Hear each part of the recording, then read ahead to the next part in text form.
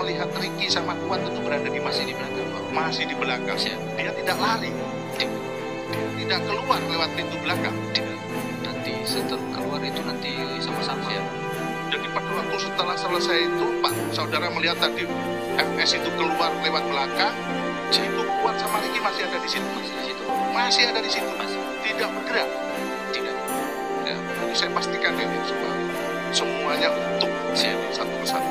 Walaupun posisi dekat, tapi setelah kejadian itu kan dia berdasarkan keterangan yang disampaikan di pengadilan itu tetap mempertahankan bahwa dia sempat berbalik arah setelah mendengar suara seperti hati ke hatinya masuk.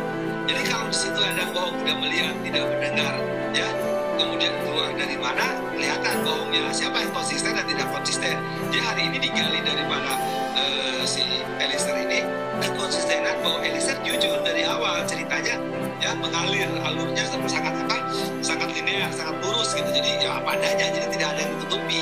Jadi kalau yang lain berbeda, nampak kalau ruang tamu segede gitu ada kejadian pembunuhan, ya, tempat itu ada yang tidak melihat, ada yang tidak mendengar, ada yang aku tidak tembak. Oh iya, kalau masalah tembakan masih dengar, tapi melihat Sambo yang menembak itu yang dia tidak lihat. Tapi yang akhirnya yang dilihat hanya masalah rekayasa itu, berbalik arah. Dia lihat Sambo menembak tangga, dinding gitu, nah itu dilihat. Tapi yang masih tutup kan memang ada kejadian di berbalik arah. Itu di pertama itu memang sudah fakta yang disampaikan di pengadilan.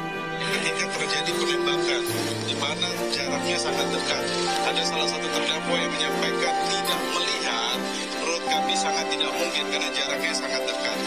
Itu kemudian walaupun dekat kan, itu kan masalah detik aja. Kalau dia meleng aja sedikit Sambo menembak itu kan bisa juga nggak kelihatan itu, apalagi berbalik beberapa langkah. Bahwa terkait dengan posisi berdiri dari para terdakwa kan, ini untuk menunjukkan di mana posisi dari para terdakwa ketika yang tadi saya sampaikan, ada terdakwa yang menyampaikan tidak melihat saudara Ferdi Sambo menembak. Menurut kami sangat tidak mungkin karena jaraknya terlalu dekat. Dan juga tadi di Rumah Saguling menjelaskan terkait dengan lemari senjata yang ada di lantai 3. Lemari senjatanya sudah tidak ada, itu sudah ditutup ya. Oke.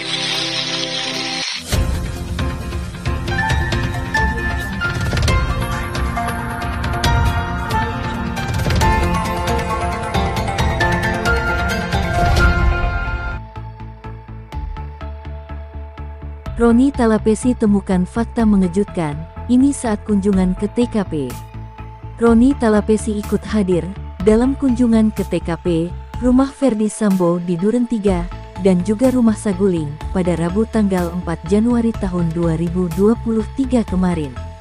Kunjungan Roni Talapesi bersama hakim, jaksa dan penasehat hukum, keempat terdakwa lain tersebut, adalah dalam rangka mengabulkan pengajuan dari pihak Ferdi Sambo melalui pengacaranya Arman Hanis. Tak disangka, saat mendatangi TKP rumah Ferdi Sambo di Duren 3 dan rumah Saguling, Roni Talapesi justru menemukan fakta yang mengejutkan. Fakta tersebut bahkan mampu mematahkan keterangan Ferdi Sambo di persidangan dan justru seakan menjadi senjata makan tuan. Di mana usulan pihak Ferdi Sambo tersebut yang bertujuan untuk meringankan, namun malah seakan berbalik menyerang. Dalam kunjungannya, baik di Duren 3 maupun di rumah Saguling, banyak hal yang ditemukan oleh Roni Talapesi dan menjadi catatan khusus bagi timnya. Walaupun di dalam kondisi kunjungan tersebut, hakim beserta jaksa dan penasehat hukum bersepakat tidak akan ada penjelasan apapun dan juga pembuktian apapun saat berada di TKP. Hal ini murni hanya untuk melihat kondisi TKP agar hakim mampu meyakinkan atas apa yang akan diputuskan serta membuktikan keterangan para saksi. Seperti dikutip ayojakarta.com pada kanal YouTube Kompas TV Kamis tanggal 5 Januari tahun 2023, Roni Talapesi menyebutkan fakta-fakta yang dia temukan saat kunjungan di TKP tersebut. Fakta yang diungkapkan Roni adalah bahwa dia tidak yakin atas keterangan para terdakwa yang mengaku tidak melihat Ferdi Sambo menembak. Karena saat kunjungan TKP di rumah Ferdi Sambo Duren 3, terlihat ruangan yang digunakan untuk mengeksekusi Brigadir J, ukurannya cukup sempit. Rumah Verdi Sambo di Duren 3 tidak cukup luas untuk keterangan para terdakwa lain yang mengatakan tidak tahu apapun. Ia menilai semestinya seluruh terdakwa mengetahui peristiwa pembunuhan Yosua karena dekatnya jarak di rumah Duren 3. Terkait dengan posisi berdiri dari para terdakwa, kan ini untuk menunjukkan di mana posisi dari para terdakwa. Ketika yang tadi saya sampaikan, ada terdakwa yang menyampaikan tidak melihat saudara Verdi Sambo menembak, menurut kami sangat tidak mungkin, kan karena jaraknya terlalu dekat, ucap Roni kepada media. Selain kecurigaan di rumah Duren 3, di rumah Saguling juga Roni menemukan fakta yang menimbulkan tanda tanya besar, yaitu terkait adanya CCTV di lantai 2 dan 3 rumah Saguling, yang dimana ternyata sebenarnya ada CCTV di sana namun tidak pernah terungkap di persidangan. Ada beberapa catatan terkait rumah Saguling, di mana yang menjadi sorotan kami ketika tidak ada CCTV lantai 2 dan lantai 3.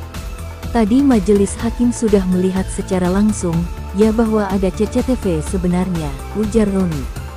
Diketahui selama ini di persidangan, bukti CCTV lantai 2 dan 3, rumah Saguling tidak dapat dihadirkan, dengan alasan menurut pihak Verdi Sambo karena rusak.